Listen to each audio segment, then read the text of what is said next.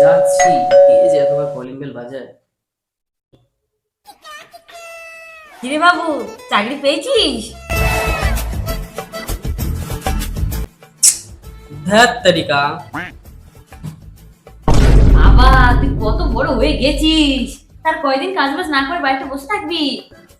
ও মা, দাদা করো কেন বলছো? দাদা খারাপ লাগবে না? দাদা, তুমি কি আর কাজ বাজ করবে না? বেকার হয়ে ঘুরবে? এদের জ্বালায় পাচ্ছি না। মিনতি, ও মিনতি, হ্যাঁ যাচ্ছি।